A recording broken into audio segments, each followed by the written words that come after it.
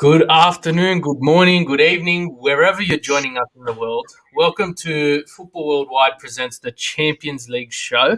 We're covering everything Matchday 2 in the Champions League, from some amazing fixtures to what some are calling the upset of Champions League history.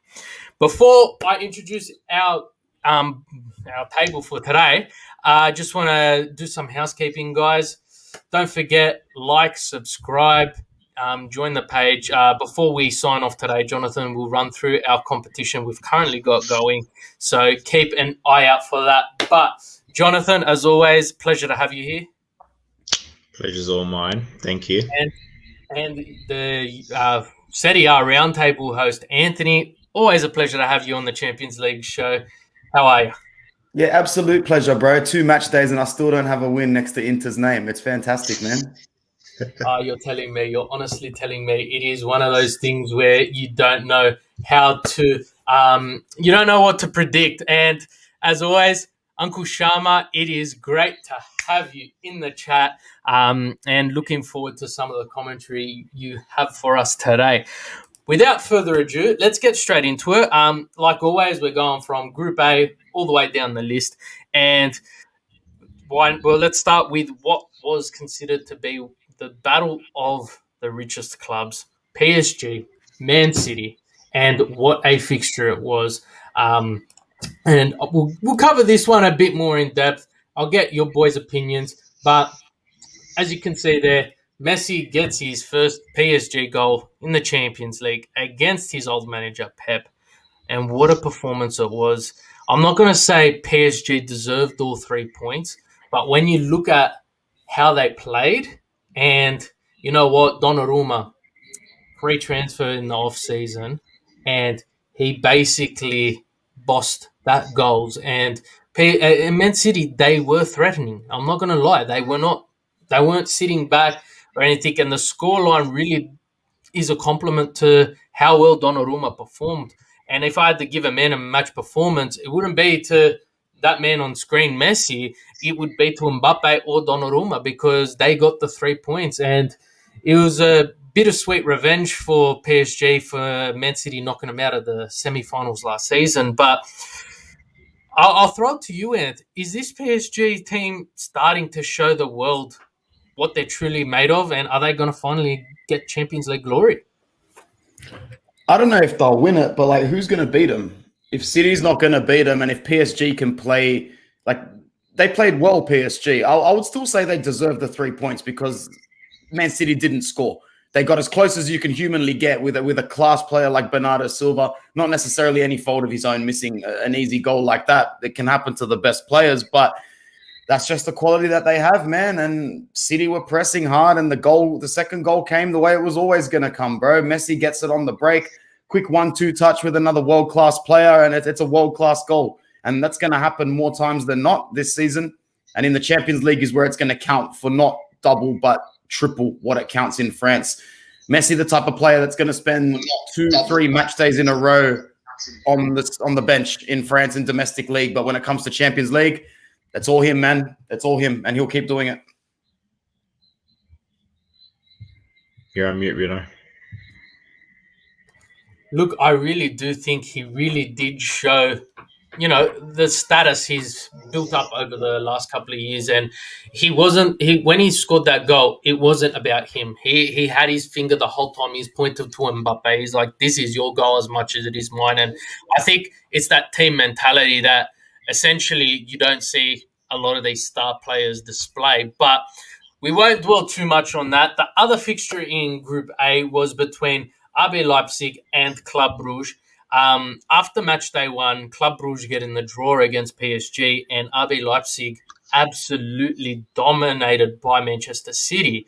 You would have thought there was going to be something happening in the background here with these clubs, but Club Brugge, they fell behind to Nkunku, who had an absolutely phenomenal performance on the weekend as well as in this fixture, but only after 5 minutes. And they managed to get back and scored 2 goals to take it out 2-1. They're now on equal points with Manchester City in this group, but my God, what a group this is shaping up to be. So PSG and Club Brugge both on 4 points, Manchester City on 3, and RB Leipzig sitting alone on 0 points. So that's all we've got time for in regards to Group A. Let's move into Group B, which is there was some amazing fixtures. So we'll start off with the group leaders now in Liverpool, who faced Porto and defeated them 5-1. Jonathan, tell me about this. Mate, Curtis Jones started the outset. They're unbelievable. Liverpool. It just looked like a training run for them, to be honest. Porto, as much as they tried, they just didn't have the firepower what they needed. Curtis Jones, like I said, started on the with a good ball into the box. Not much happening. Salah taps it into the far post. Milner in the 45th minute whips a ball in from the right side. Again, Mane on the back post just places it in just so elegantly. Salah with his second. Great break again by Curtis Jones. Mate, it was just a dominant performance by Liverpool. Firmino, 2 goals, too good. Literally, that was just way too good for Porto. And unlucky they couldn't do too much else. Yeah, look, and I've said this multiple times, and I'll throw it to you, Anth, quickly. I personally still feel that Liverpool are one injury away from their season just turning on its head. But I'll throw it to you, Anth. This Liverpool team, it's starting to resemble the Liverpool of 2 seasons ago when they won the domestic league. They're just going out there and they're being dominant. They're undercover killers, bro. They usually are as well. Like, even when they were on top winning the league, like, still people were very ready to try and write them off and make excuses such as they're one injury away to Van Dijk, to Salah. But until I see them slipping, man, this team plays like such a well-oiled engine. And in a world of football where rotation is coming around once every 3 days, Liverpool's always been that side under Klopp where systematically the first team, second team, and third team and the junior team, they all know exactly what's going on there. Tactically, they've got players that can slot in left, right, and center. I just want to say, like, I'm not a Liverpool fan at all because most of my friends that I grew up with go for Liverpool, but James Milner is an unbelievable player, man. That guy, the work ethic that he puts in, it's no wonder he gets so many minutes for them and he wears that number 7 proudly for that club. So big up to him, man, because he had another really, really good game. Yeah, no, definitely. And I think you hit the nail on the head. They are undercover at the moment. We did see Van Dijk's injury last year and end up being their demise, but the way they're going at the moment, it's just absolutely phenomenal. But we'll move to the other game in Group B in what is considered to be controversial, and one of the most controversial fixtures this week in the Champions League. AC Milan, Atletico Madrid. I'm going to leave it at that. Jonathan, did you think AC Milan were going to hold on for at least a point after getting that red? I tell you what, man, like, just to break it down, to put a bit of perspective into it, Kessie received his first yellow on the 15th minute, literally 14 minutes later. Sorry, in the 14 minutes later, the 28th minute, he gets his second. They were 10 men down from 30 minutes on, like. But credit to them. Rebic had a couple of good chances. Leao, that goal, beautiful. Just be able to go from the center, just outside the box, be able to place it through to the bottom corner. Look, what more can you say? Griezmann, his first goal back since he's been back at Atletico as well. And then we all know what happened. Far out. It got to the point, once Milan were a man down, they pretty much had to shut shop and hold on to that lead the best they could, but controversy, and it was just too much for him, wasn't it?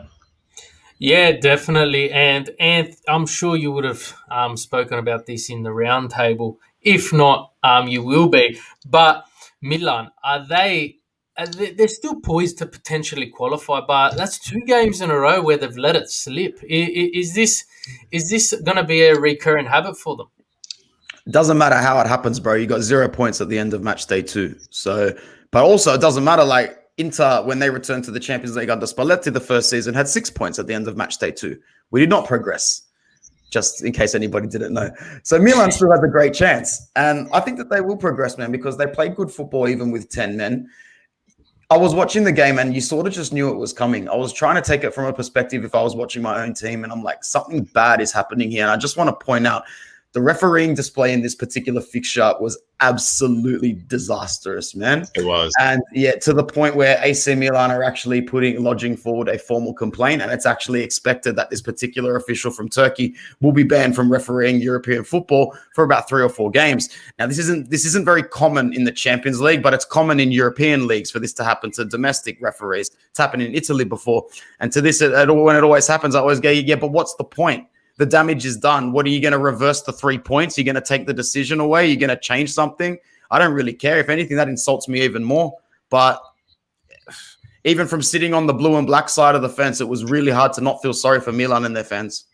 Yeah, no, definitely. And I think that's where we leave Group B. So Liverpool sitting in first place on 6 points. Atletico on 4 points in second. Porto, they're on 1 point in third. And AC Milan, unlucky, 0 points after 2 fixtures. We move on to Group C, which had some great matches there again. But we'll probably skim through this because there's a lot more to cover. But we had Ajax, who, again, I don't want to take it away from Besiktas, but at the end of the day, they were injury ridden going into this fixture, and Ajax, they just took advantage of this.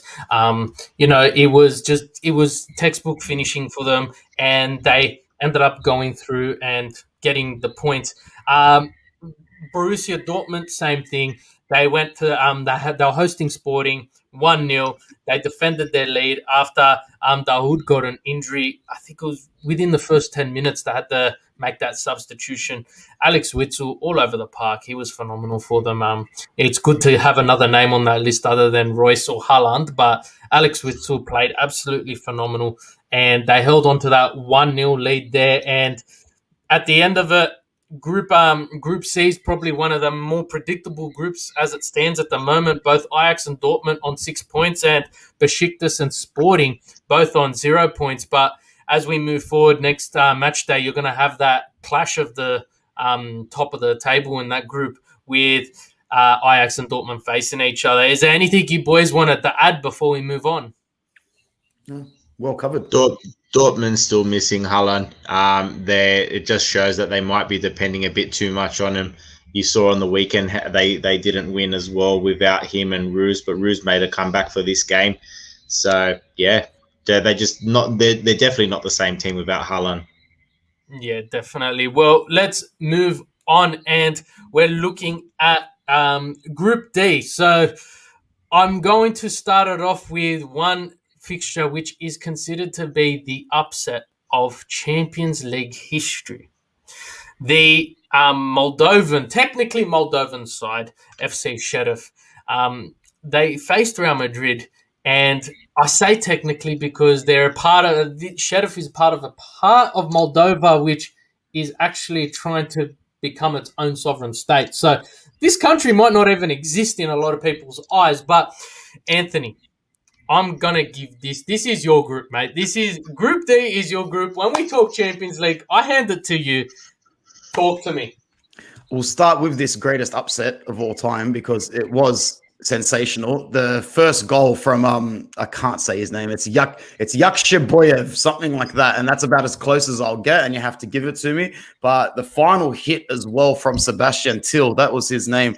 That was absolutely special. Madrid has been crap all season. They have relied on Vinicius Jr. making little darts in and around defenders all season. And like Vinicius is a frustrating player 60% of the time, but what he possesses changes games. That little ability. It's something Anthony Martial had the first 18 months he was at Manchester United.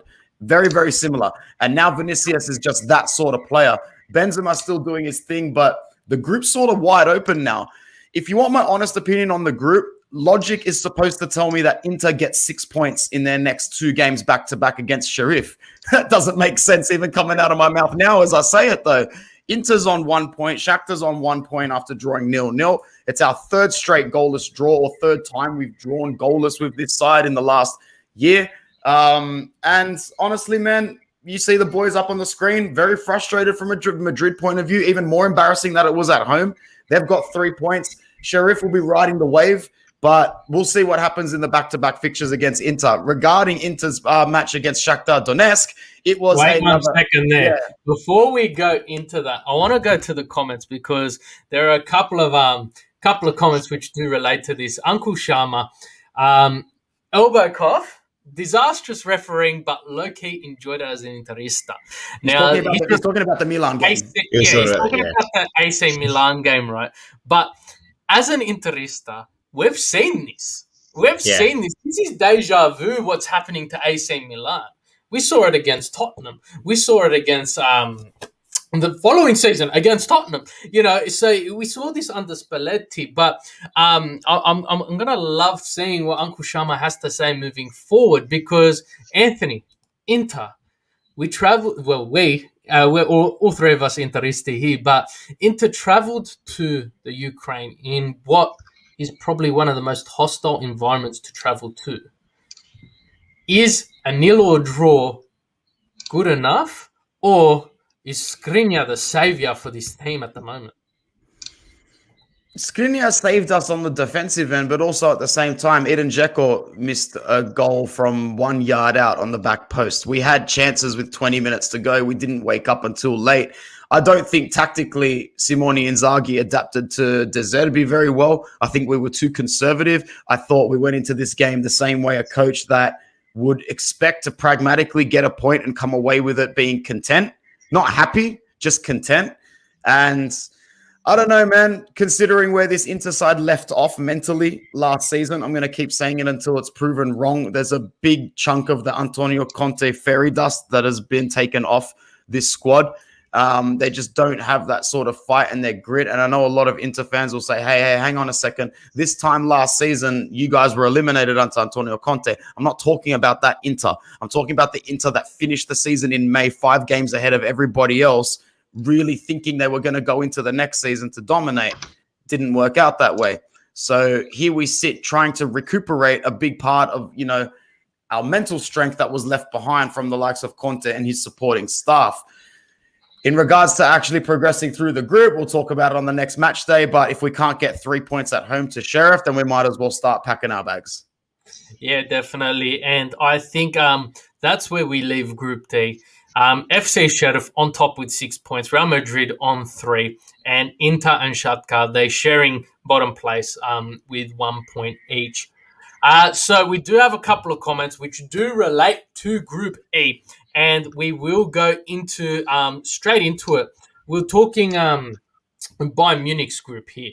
So, we're looking at Bayern Munich, and they've defeated Dynamo Kiev 5-0. Lewandowski double. But you know what?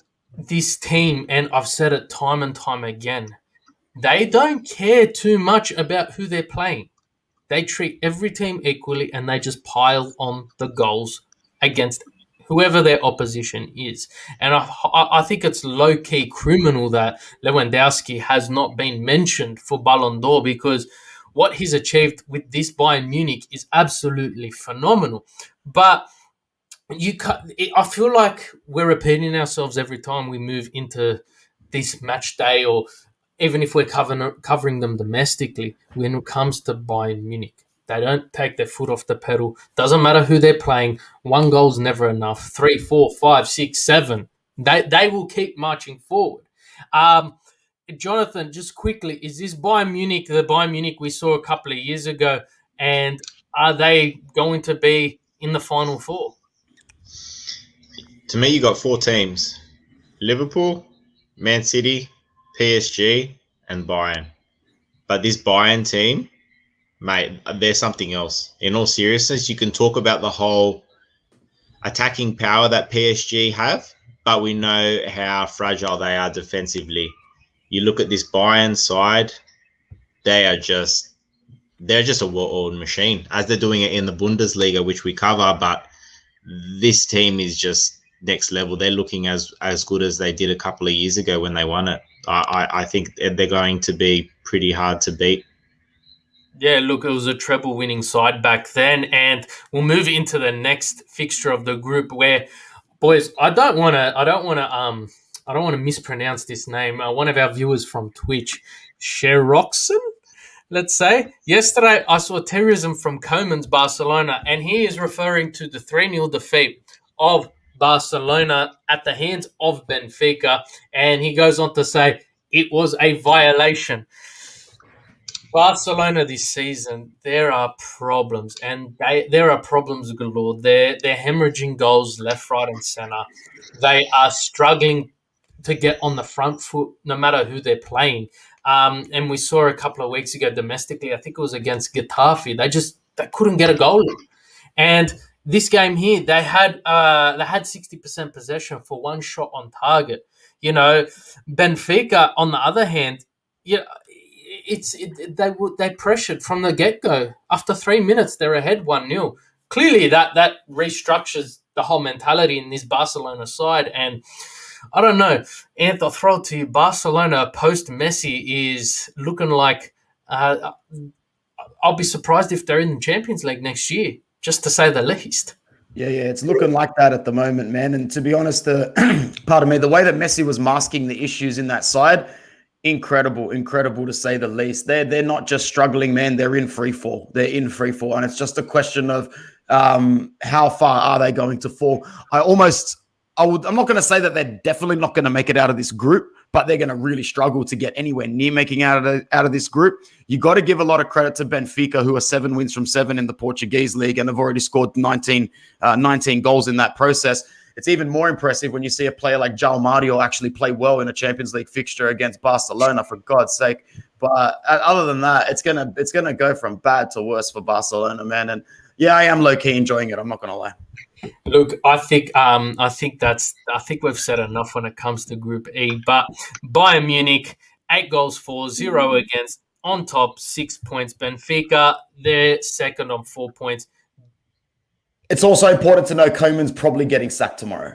That's actually breaking. Like, it's not rumors. And the poor guy literally 3 weeks ago said Barcelona should be very grateful they have me to lead their future. Ooh, that's gonna sting.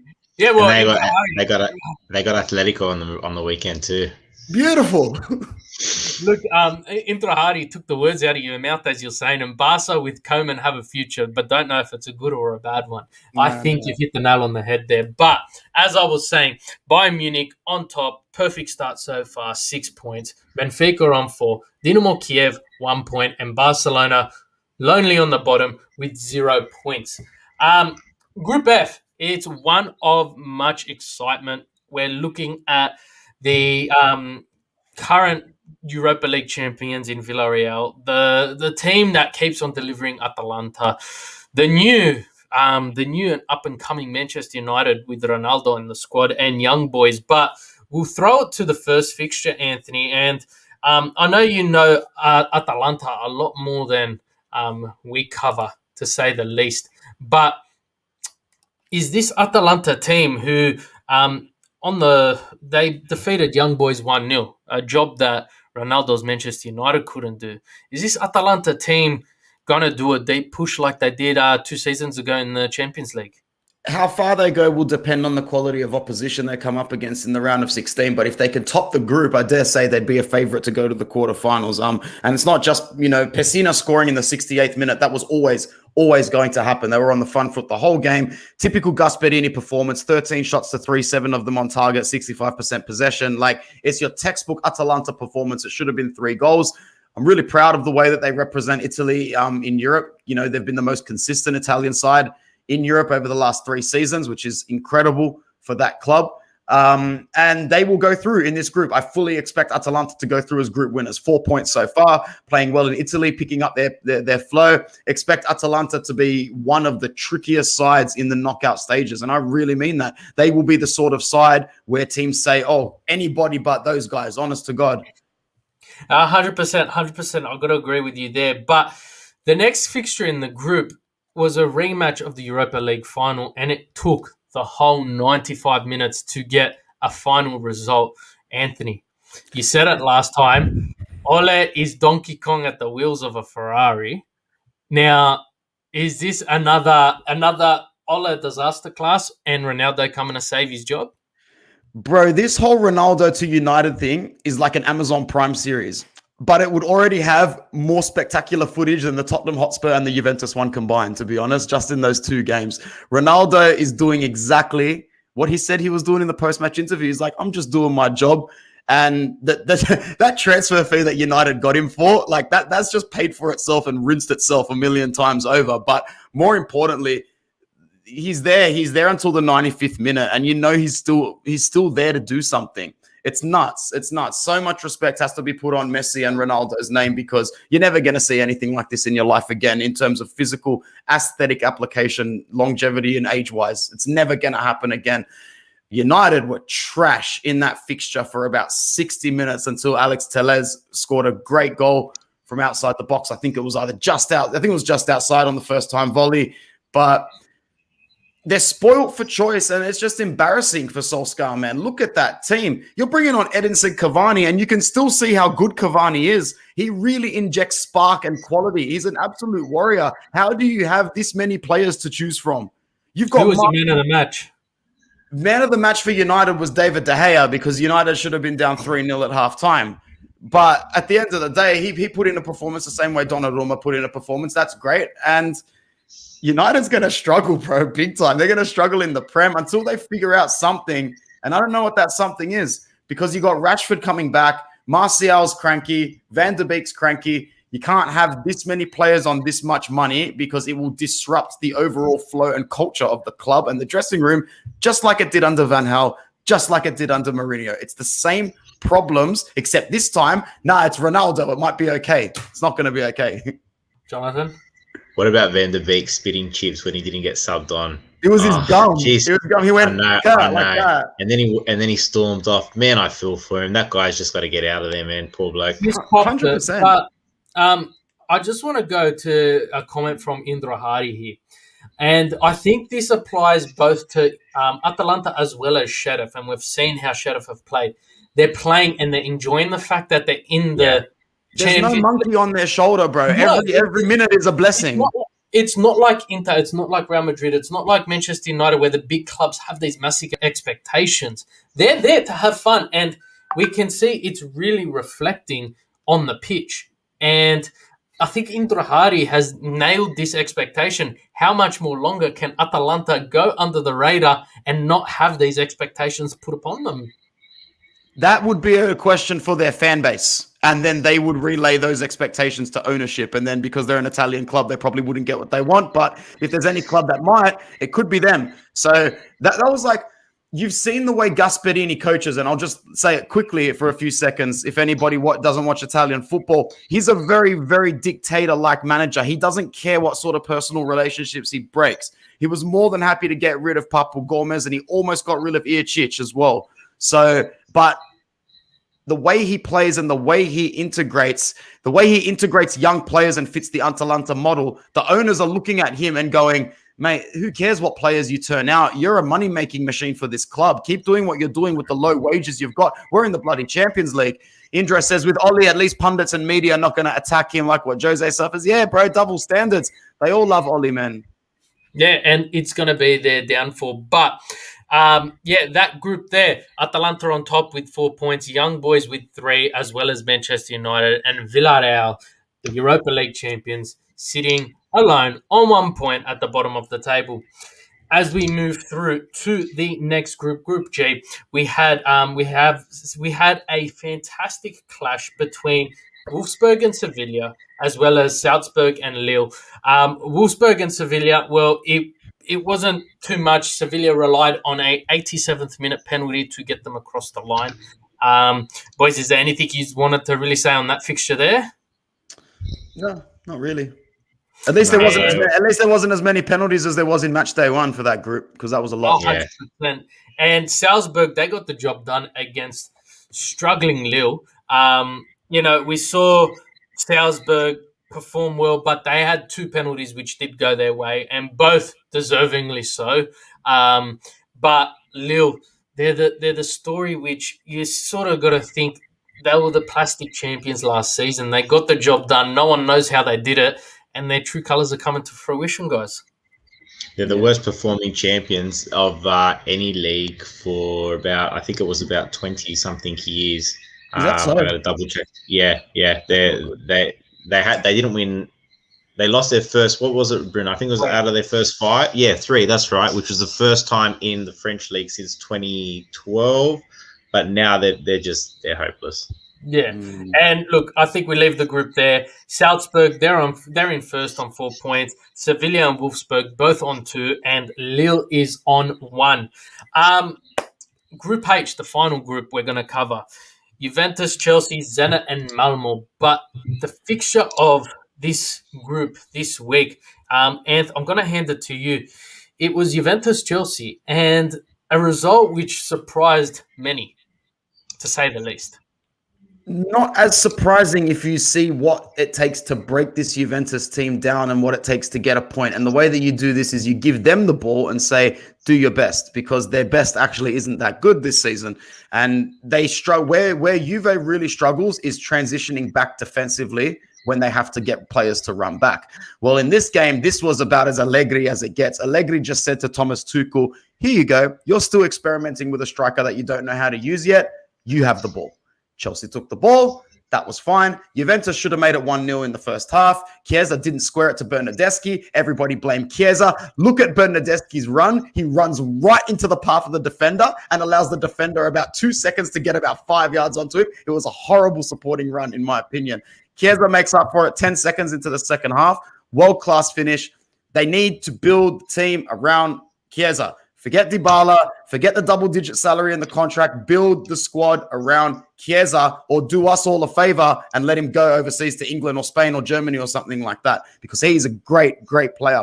6 points from 6 means that they'll probably go through. Unfortunately, I was looking forward to a season where maybe they don't make it out of the group because they lose Ronaldo. Not going to happen now. In terms of Chelsea, yeah, when you see Lukaku play like that, you need to ask yourself, why are you dropping triple-digit figures on a player if you haven't figured out how you're going to use him? Like, you don't go and buy very expensive food if you don't know how you're going to cook it. And Conte said it this morning, Tuchel's not using him properly. And at the end of the day, Lukaku works best with his back to goal. We know that. It doesn't mean you can't change the way he plays, but front foot against Bonucci and Chiellini that you've never scored against in your life. Come on, man. It wasn't rocket science to me. And he was rubbish all game. Yeah, and Jonathan, I'll throw a question to you. We covered it in the European Weekly catch-up. But Lukaku against Manchester City on the weekend disappeared. He disappeared against Juventus. Is he one of those players that can bang goals in against the minnows? Anthony, we've covered it on Interworldwide many times before. The non-consequential goals where the team's up 2-0, 3-0, 4-0, and he can bang those in and be like, look, I can score 20 a season? Or is there something in his mentality? Because we did it. It's not just against Bonucci and Chiellini at Juventus. We saw it against Italy in the Euros. He just disappeared. He vanished. But who are the defenders that game? I know who the defenders were, but I'm saying, like, in big games, he struggles to... No, I know what you're saying. Look, look at the weekend, for example. He wasn't used correctly. The Tuchel changed the formation. I know we're talking Champions League here, but, to me, there was no linking play. They played 3 defensive midfielders. It just didn't work.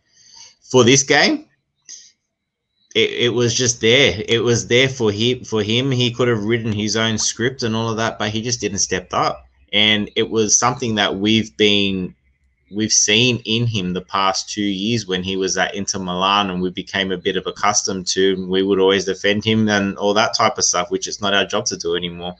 But in saying that, I think Conte had a little bit of a relevance today in regards to he still wasn't used correctly. Like, look at him against Liverpool a couple of weeks back. He played quite well without scoring. He was still there and gave off a few balls and all that too. So he does have the capability to, put his stamp on the game. whether it's every game or whatever, I don't know. Are we just making excuses that it's too many outside influences that are causing him not to perform? I don't know. I don't think he started that bad though, because didn't he score the winner for them against Spurs, that header? Was it against Spurs or somebody else? I don't know. It was in the Premier League, and it was exactly what you expect from him. 65th minute goal. The game is very tight. You put a cross in where 9 out of 10 strikers in the world, except your Lewandowskis, are going to get head to ball, let alone get it into the bottom corner. Lukaku produced that. He's got it in him. I think we'll all agree he jumped mentally 3 or 4 levels under Conte at Inter, and that's where Conte's criticism's coming in now. Like, I got him here. All you need to do is use him properly on the pitch. So we'll see what happens. So Inter said Chelsea right now targeting winning the league. Lukaku's perfect for that because you got to beat the minnows for Lukaku to do that, and we saw that at Inter. But you've both covered Tuchel's not using him correctly, and Conte even said that. I'll throw it to you, Anthony. When does it stop becoming the manager's responsibility and the players got to start taking some of the blame here? Because even against Manchester City on the weekend, you can say Tuchel didn't use him well. He had the 3 CDMs, but Lukaku just stood there with his hands behind his back waiting for something to come to him. Don't you need to play yourself into a game eventually? And don't you? I think they're just defending the whole 115 million euros that they spent on him. I guess it's a bit of a service issue. Like, he missed one really good chance today. Really good chance. It was on his left foot, but I don't think he's skewing too many opportunities at the moment. It's more so a lack of giving him those 3 or 4 direct chances a game. If it gets to a point over the next few weeks where he's squandering headers, which he did squander one today, and it's just too many. It's constantly going on, and he's missing more chances than he's scoring, especially from good opportunities and good positions. Then you need to question him. But as of right now, from the City game and from the game this morning, I would say that Chelsea's approach to those 2 fixtures weren't exactly spot on. More or less, it's quite easy to mark Lukaku out of this system because they know exactly what he's going to do, exactly where he's going to run. It was easy to predict. And when that ball comes in, ball comes in from across as well from each wing, I've noticed, man, it's like flies on a piece of you-know-what, man. They are on Lukaku all day, which is why that headed goal he scored a couple of weeks ago was so impressive. He had to get his head through like 3 different pairs of shoulders to score that goal. So he's just got to he's got to take his chances, man. And the more difficult goals he scores this season, the more he can shush everybody. Yeah, not 100%. And I think Lukaku's never a one chance, one goal striker, and we've seen that time and time again. But the final game of the that we're going to cover is Zenit Malmo. Zenit walked away winners 4-0. Malmo, they've conceded 7 goals in their 2 Champions League fixtures. No one can really see them doing anything special, especially when they've got Chelsea back-to-back. But Zenit, are they going to be giving Chelsea/Juventus a run for their money come end Matchday 5, where, it could be up in the balance who qualifies and who goes down? Zenit will want Europa for sure, because surely they came into this tournament looking at the group going, ooh, Juve, ooh, Chelsea, probably not. But you know what? Malmo, beatable points-wise, and, they got the points today. Malmo's already on a -7 goal difference and now don't have the head-to-head against Zenit. So Malmo is your first name in the Champions League this year that you can write off completely of getting through to the next round. Maybe they can snake a reverse fixture result against Zenit and get to the Europa League. I don't know. But for Zenit, they'll be more than happy to just stay consistent in the European circle throughout this season. Especially considering now, you got to remember, there's 3 tiers of European competition. What the Conference League has done is added that little bit more prestige to the Europa League. 100%. And we look at Group H, and Juventus have 6 points. Chelsea and Zenit both on 3, and Malmo on 0. Jonathan, I want to hand it to you. Any final words from Matchday 2 of the Champions League? Obviously, just impressed with a lot of the results. Some of the upsets. I thought United did well to come back like they did, as Anthony covered. Still relying on their star players other than managerial experience, but that's just my perspective on it. But yeah, Inter's got a long way to go if they want to get out of these group stages. Sheriff, credit to them. They've come out with their first, they've come out guns blazing, and credit to them to win 2-1 against Real Madrid. Awesome. So, no, other than that, pretty happy how it's all gone. Looking forward to the next one after international break. Anthony, any final words? No, that's it. There's lots of goals, there's lots of penalties, there's lots of controversial decisions. It's only going to get better. And don't listen to what Florentino Perez says. He says that the Champions League is only interesting after the quarterfinals. Yeah, mate. Well, you can go and try and start your Super League while you're losing to teams in Madrid that come from Moldova, bro. Well said. No worries. And Jonathan, we've been running this for a week now. Just let the fans know what they need to do to get their hands on some of these bad boys here. Guys, as we are all rocking today, all three of us are wearing them actually, which is great. We want all you got to do, subscribe to our YouTube channel and comment the word done under either of under our Team of the Week episodes. And that's it. It's as simple as that.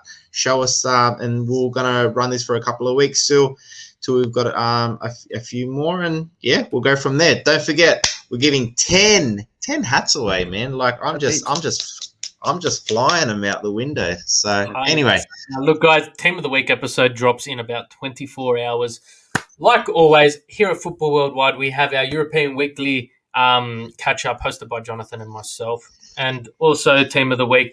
We've got Everything EPL hosted by Mo and Serie A Roundtable hosted by Anthony. Mate, guys, I just want to say thank you all for joining me. Anthony, always a pleasure to have your face on our beautiful screens. Always a pleasure, boys. Forza Inter.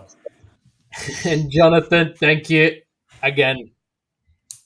Love it, guys. Thanks for joining us again. Another great Champions League one. We're looking forward to doing the next one in a couple of weeks. But ciao. And guys, don't forget to like and subscribe to keep up to date with everything European football.